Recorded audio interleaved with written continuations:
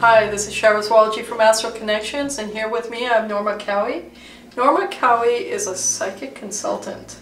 Right. Is that right? Psychic life consultant. Psychic life consultant. So what's the difference between a life consultant and a consultant? Because I'm just eclectic in so many different things. People find about business, health. You know, it's not just one aspect. And also, I think it just adds a little broader, because I do a lot of clearing work for people. I mean, yes, I'm a psychic reader, but I also use that psychic ability for clearing people's energies and clearing their blocks. And, you know, there's many things that I do in relation to being a psychic. And I also, one title that I don't use a lot is really I'm a metaphysician, which means the understanding of spiritual matters in relation to the material world. And you talk about metaphysics and people kind of, oh, what's that? So we kind of drop that title. Into that. We love metaphysics here. well, yes, you're a metaphysical center. And more people are knowing about it. But when I first started years ago, and you know, I mean, just even being a tarot card reader, which is my base, is like tarot cards. People, you know, either they're like this or they just don't understand them. And we had a lot of flack over the years.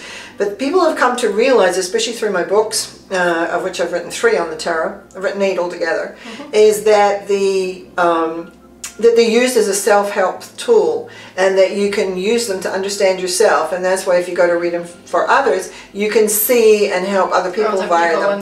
Because it talks about, for me, I'm just like what they call a psychological reader. I look at the psychology of the life and how you're thinking, feeling, responding, how that works in relation to creating what you're wanting to create. So then I pull in everything else. I'm also a past life regressionist, so past lives are really important to me too. So it's kind of a potpourri of things, which is why I call myself a psychic life consultant. Okay, so before we go into your psychic life, let's talk about your personal life a little bit, about where you grew up, your childhood. Tell me about that a little bit. Well, I grew up in New Zealand. I'm a New Zealander. I was born and I was raised there until I was 18, when I met a traveling Canadian who we ended up back here in Vancouver area, of which we had 2 children. And I started studying. My personal life and my metaphysical world are very intertwined. Once I began, just to back up a little bit, I began working at 15, which was the old way of doing it. You know, my dad kind of said, well, you're 15 now and you can go to work, go to work. I wanted to be educated to be a teacher. And I smile now because I'm a metaphysical teacher. I teach people about life and have them go through my intensive so that they understand and learn more about life. And I kind of smile. I always knew I was supposed to teach, right? So anyway, I went off to work, and then I met my Canadian, and we came here. I came here, he came home.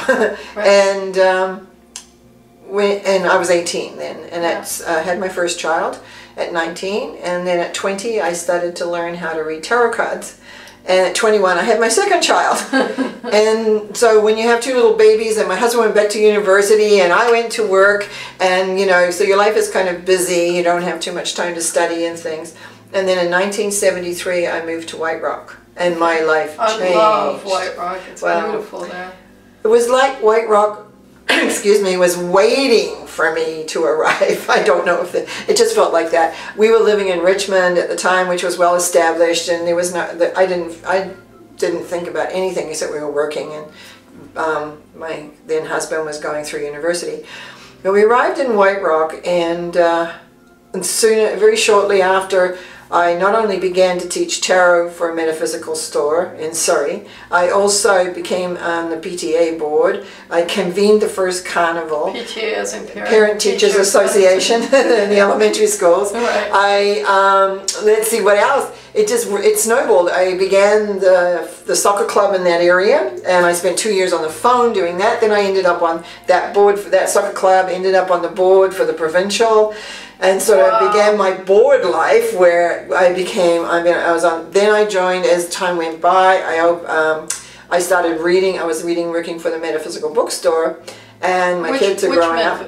Well, it became Phoenix Metaphysical Books in Surrey, and it was a large one. I was their reader tarot reader teacher for 6 years. And during that time I learned about astrology and learned about past life regressions through people they brought in. Right. And that began my word. I wrote my first book there. I wrote my second book there too, partly.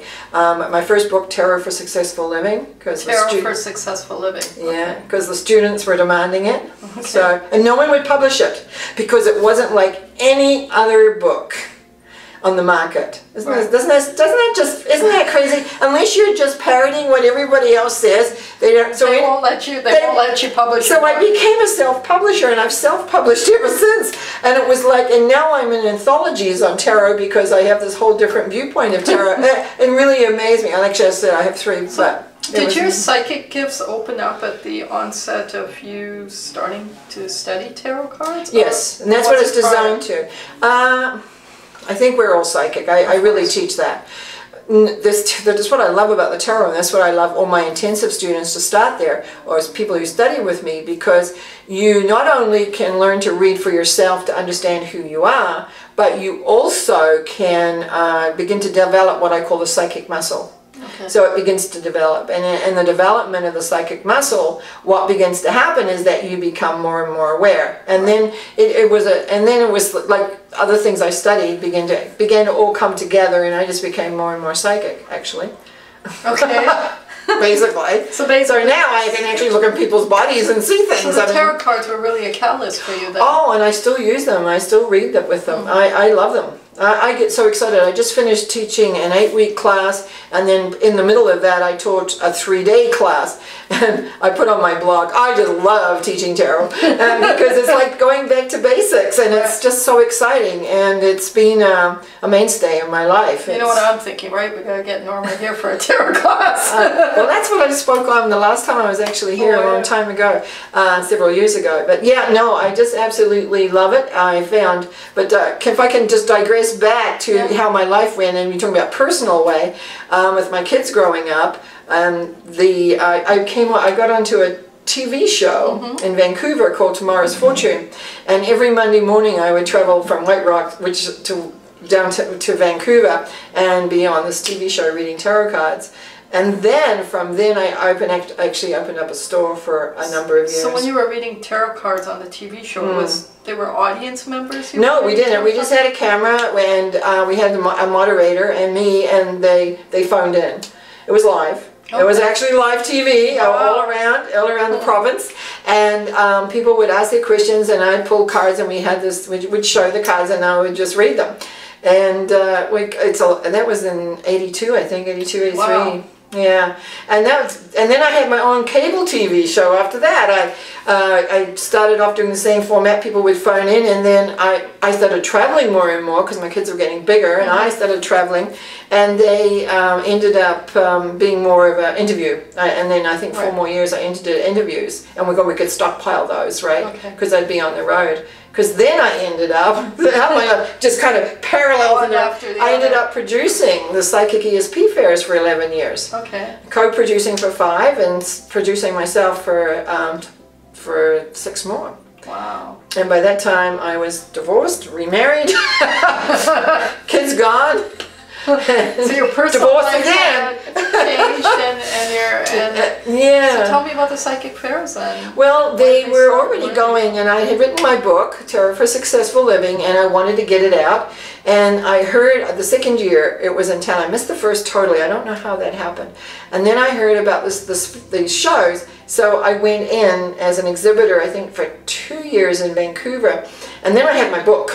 And then I thought, well, I would travel with them. And my son was just graduating, and he didn't know what to do with himself. He was only 17, and so I said, well, why don't you come with me, right? Come look after Mother. And actually, my kids have worked with me a lot over the years. So do they work for the tarot as well? They know it, but my daughter is an astrologer, yoga teacher.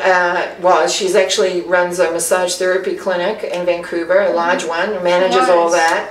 And is more of an astrologer, although she was just telling me the other day she wants to get back reading tarot.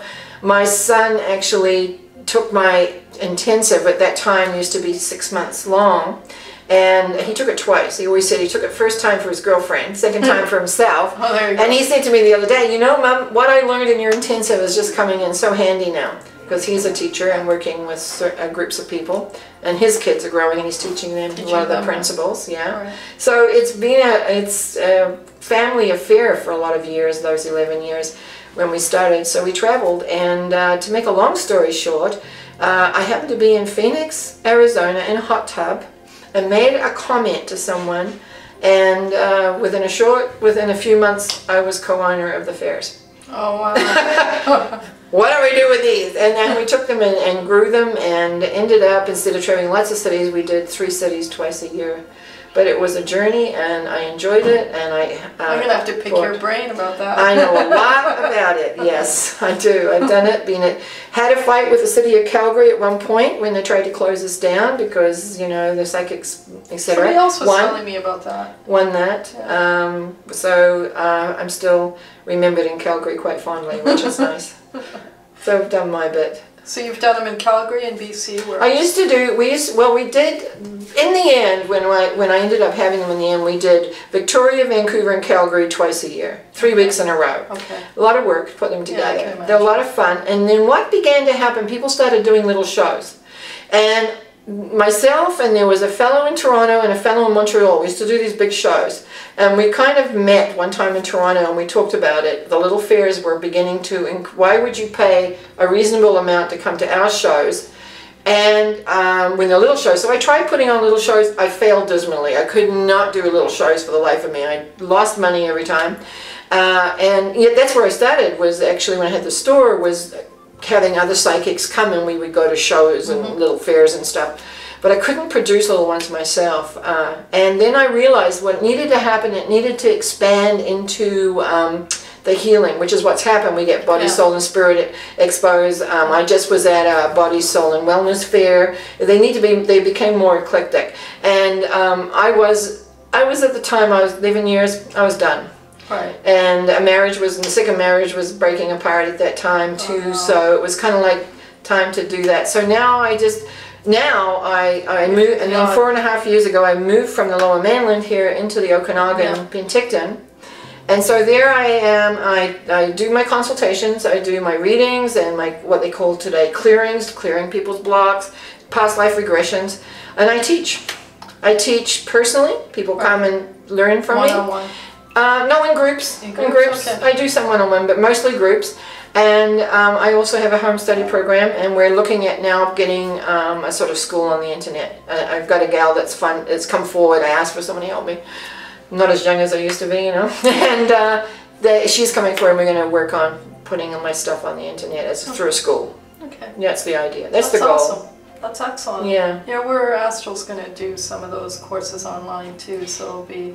Yes. It'll be interesting. It'll be interesting to see, because I have a home study, as I say, a home study program where I send my books and my CDs and DVDs and everything, and then they have an outline, and then with that they also can talk to me to make sure, because one of the things I realized many years ago, through the tarot actually, you need a physical teacher to say, hey, and that happened in my classroom just the other day with one of the girls reading, and we're teaching them to read tarot, right? And she said, well, perhaps this is going to happen. And I said, hold it right here. You don't say perhaps this is going to happen, because that doesn't instill confidence. Right.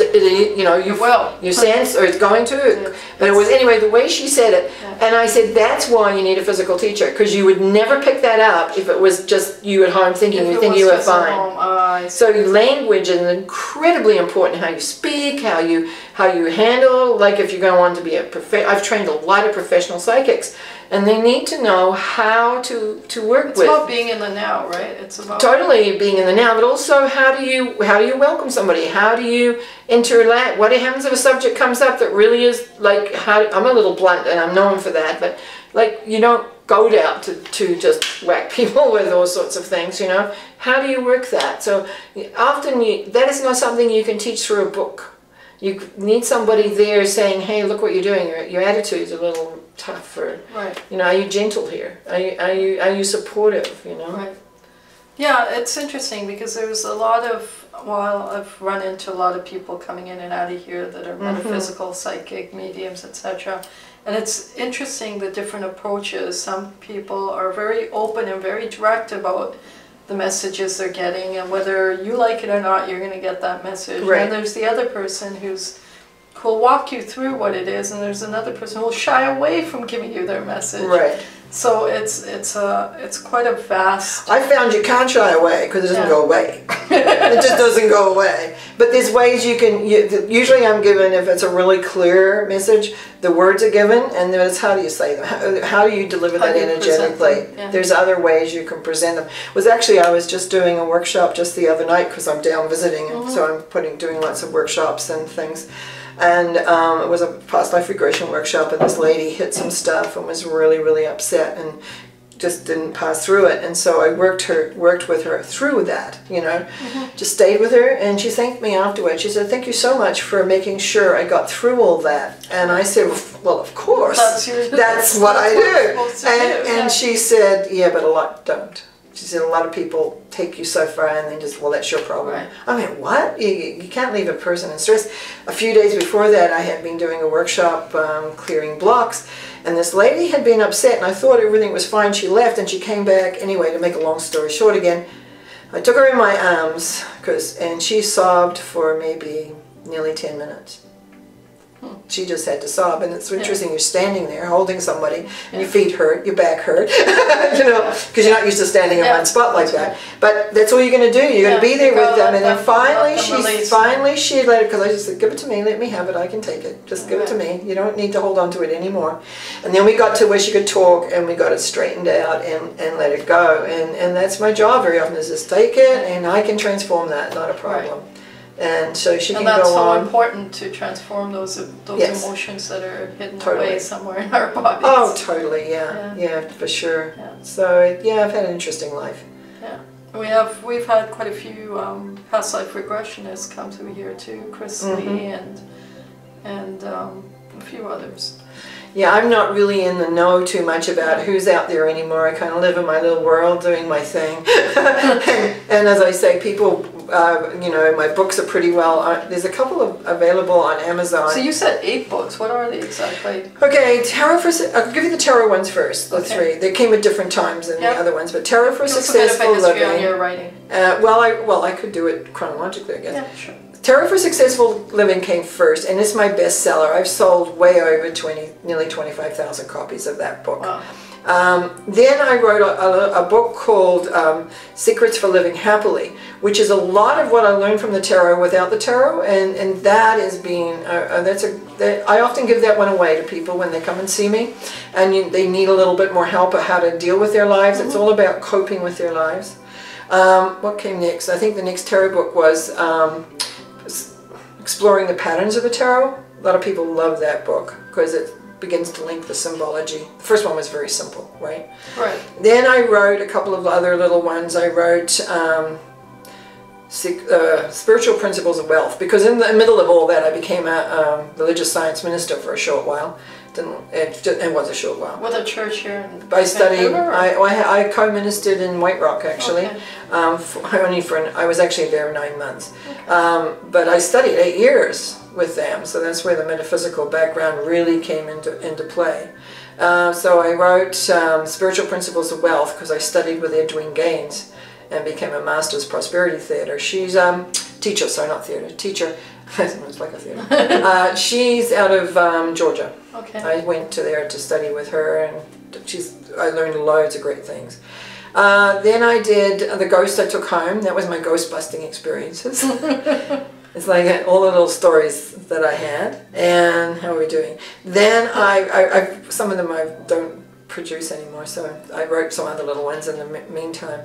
And then I wrote Pathways of the Tarot, which is a combination of looking at the first 2 books, but looking at it by numbers and the energy of the numbers. So all the 1 symbology and what that means. So when you have a lot of 1s in there, what is it? Reading it 2, it looks like. What that means, what 3, and it's quite a large one. And then the last one I wrote was called Many Lives and Many Ways of Remembering Them, and that's my past life book. Right. And in the meantime, of course, I have CDs, DVDs, etc. going. Wow. So my biggest CD seller is the energy release one, where you get to release thoughts, feelings, and other people. And actually, I have what I call a success combination, which I like people to have, is the Secrets for Living Happily, the Affirmations CD, Transformation Affirmations I call it, and the Energy Release, because when you have, those all go together really well. I call it my success package. Okay. If you want personal success. Yeah. Right. And what about crystals? Do you work with crystals and minerals? No. No. I have some massive crystals. I have a very good friend who's a crystal. You're wearing one. I am wearing one today. Well, I was looking, what was I going to wear today? I don't know, I put one, this felt right. I was coming to a crystal store, I guess. That wasn't in my thought when I picked it. I do wear this one quite often, actually. And my crystal earrings that a friend made. I have a friend that's really into crystals. But you know, you can't be a master of everything. No, of course not. You know, no. I mean, you pick and choose. Master of one I am thing. a master. Well, I'm a master of many, actually several. But actually, someone gave me the title of Tarot Grandmaster, which I feel is workable after 40-odd years. But my way of looking at the tarot, I understand totally. Sometimes other ones I don't. But it's like, to become a master, there's certain things that you need to become to do. Like firewalking. You ever done firewalking? No. That's something to look forward to. Okay. Firewalking is my story. Tell us your story of firewalking. I evaded firewalking like you would not believe. I was petrified of firewalking. And I had a business partner who taught firewalking. I can see myself being petrified of firewalking. Well, I haven't had the opportunity. It was the weirdest thing. I would go away.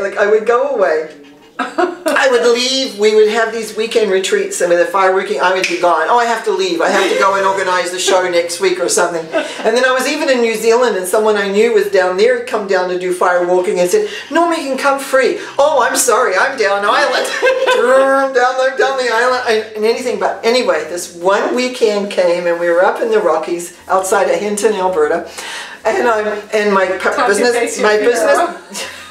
business partner's there, and this time I cannot leave, and I know it, and I knew inside myself, I remember thinking, Norma, to become a master, you have to get across that fire. And I had all these past lives, being bred on the stake coming up, I had all sorts of trust issues like you wouldn't believe, and finally, and they never tell you how to walk the fire, really. They give you something, you have exercises built on trust and things, and anyway, so finally I walked up to him and I said, how do I get across? I got it. He kept the fire. I knew he was keeping the fire for me, and people were walking across the 10th time and everything.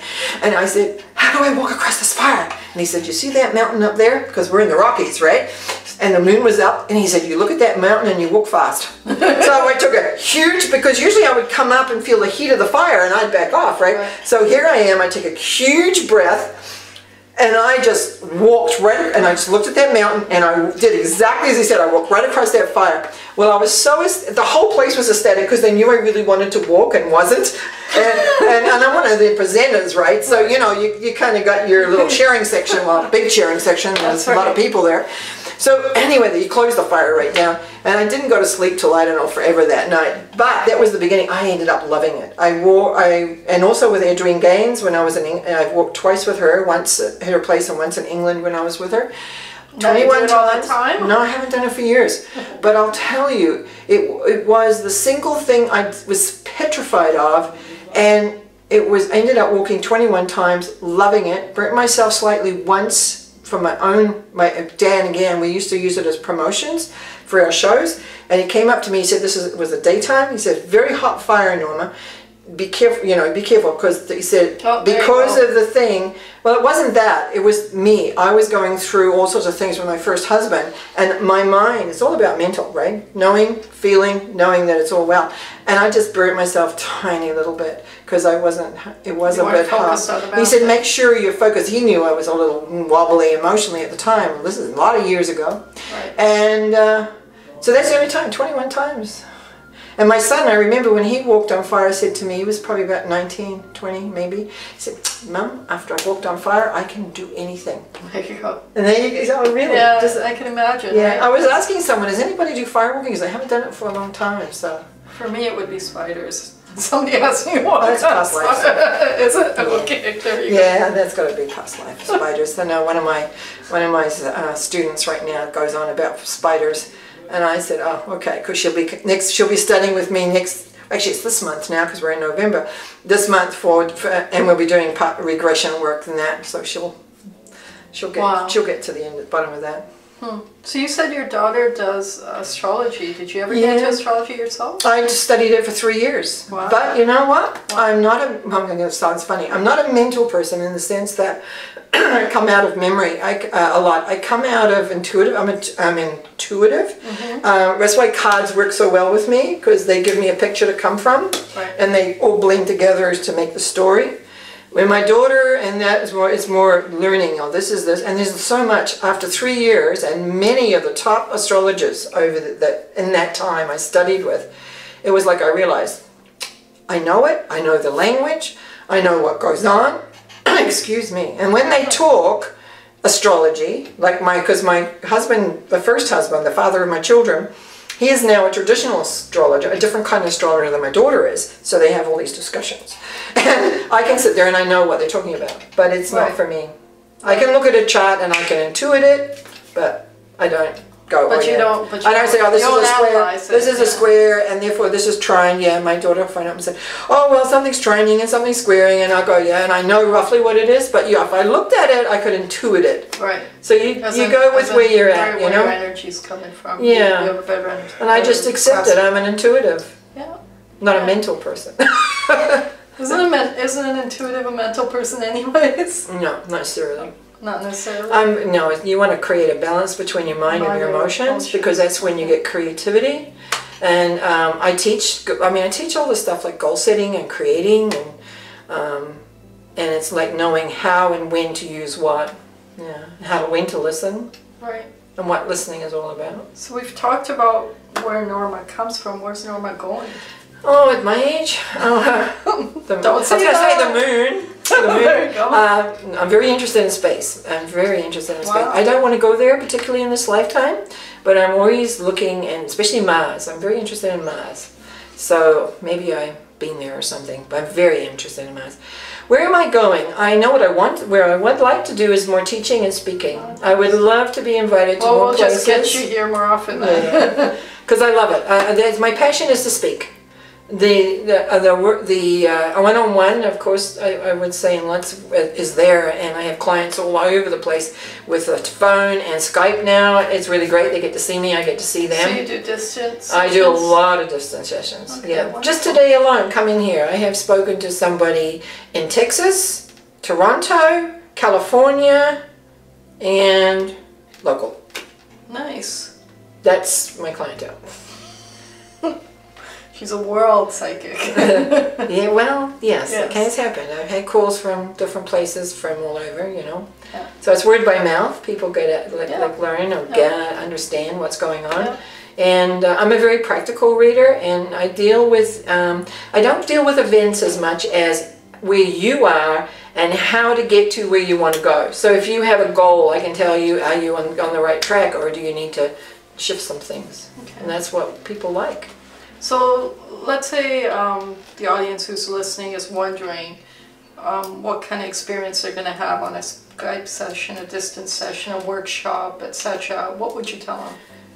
First of all, it depends what we're doing. Okay. If we're having a reading, and it's a full reading, I draw an impression of the person's soul, so I can see where the blocks have occurred in their lives and what's blocked them, or what's going on.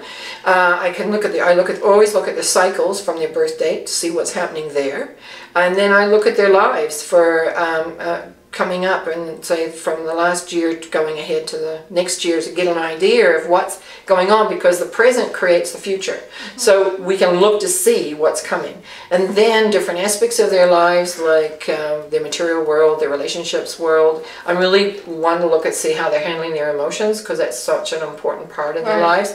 And then also their health, because we have to deal with their health. And then look at what the learning aspect is going on, if there's a heavy one or not. How they think, feel, and respond, because that's what creates their world, and how it's manifesting. Because you can have great thinking, but if it's not manifesting, you know, what's going on there. And then I answer people's questions, whatever they are. I don't care. Sometimes people phone, they want to know about their kids. I look at them, no problems. Well, so that's what I do in the reading session. Then often when we do the soul drawing, we see where the blocks are. And then what we do then is they all come back for another session where I go in psychically and first of all have their soul become whole and complete. Do a lot of connection with their soul, look at the Akashic records, all that stuff. And then if let's say they're not achieving, or they're not sleeping, or they're not this or that or the other, then I go in and take a look to see what that is, clear out the blocks and reinforce the strengths that they need to create what they want. So that's another part. And then of course over here is people who want past life regressions, which I do more as workshops. If they phone up with an issue, unless they really just really want to do a past life regression, I teach people how to become a past life regressionist once a year. But what I do is usually move them into the clearing work because we can go through faster and easier that way. Easier than the past life regression. Well, in past life regression, we're going to look at we maybe look at 3 lives and clear the energy of that. Whereas what I do is go into all the systems. It may be in a little system that no one's ever heard of before because I work with a bigger and large chakra system. I deal with all sorts of different cells no one's ever heard of before because no one's looked. What do you mean? Well, most people have heard about the high self and shadow self, but very few people deal with your self, or the intuitive self, or the physical self. Which, so what if you just said clear all of them? Well, that's what I do. I look to see where the blocks are. Yeah. Because let's say you have a block around intimacy that may be held in one set of things, but you have a block on getting ahead that could be held in other areas of you. Right? So, and you're able to, and I go in and know where it is and clear it and rework it. And it's like energy is like a weave thing. So I said to someone the other day, so I feel like a weaver. I'm weaving this, weaving the energy from the beginning through around. I look at people's souls when they first come into this planet and how they came, like energetically wise. Clear out, go back to where they maybe came from before. So how does Norma go from tarot reading to be able to read someone's soul? Time, learning, commitment, all of those. Right. Certainly didn't do it when I first began. A little bit of grace, I'm sure. But remember, it's over 40 years of study, consistently from 30 in particular on, committed to my own growth. Committed to becoming as clear and aligned and balanced as absolutely possible. And what exactly does that commitment mean? Meditation? I teach meditation weekly, and that's kind of, I contemplate a lot, I think a lot, I figure things out, and I'm told a lot. I was taught in my sleep a lot, and I ask questions and I'm given the answers. And it's to know the questions to ask and get them. And then I check to see if it works. Right. Because you can be given a lot of philosophical answers that may not always be practical in reality. So you have to implement. So I'm known for my practicality. Right. You know, often I get clients, that doesn't sound right, but clients will come to me because someone's recommended them because I'm practical. Right. So I'm known for that practicality, straight answers, and I work with people so that they can achieve what they want. So then when they phone or when they see me, they have a sense of what they're doing. And people who come and study with me usually like it because of the same reason. So you assist people with their growth in their material lives, but what about their spiritual lives? Well, it's part of it, isn't it? Both. The material, yeah. Oh yeah. I mean, I guess I take that for granted. That's part of it, yeah. That's what I do in my intensive mostly. And all of it. All of it's connected with getting as clear as you possibly can. And that's becoming connected spiritually. Knowing the source intimately for yourself. Knowing that you are one with all that there is.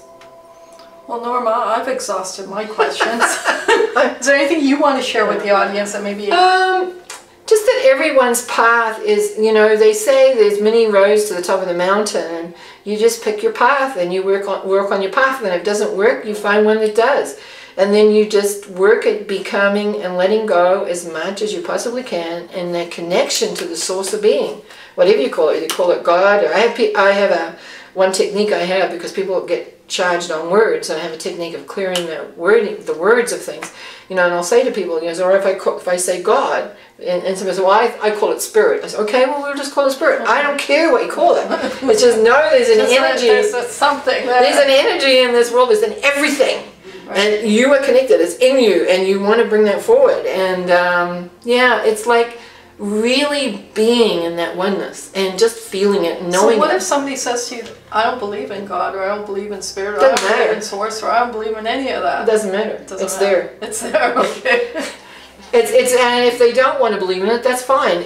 Thing is, most people will look. What I found when I was in one of my steps, when I started doing these soul source connectional things a number of years ago, when I got the source and the soul connected, this most peaceful contentment feeling came. People would come and say, I want to be happy. I've been depressed, I want to be happy. It never ended up happy. It ended up peaceful contentment. Because happy is up and down. Right. Peaceful contentment is something that is there all the time, no matter where you are on the scale. And so that's what we strive for, I believe, is to become peacefully contented. That's interesting. I never thought of it that way, that happy is up and down. It is. That's why my book called Secrets for Living Happily. It has a scale in there. Second book was, I want to be happy, because I was miserable.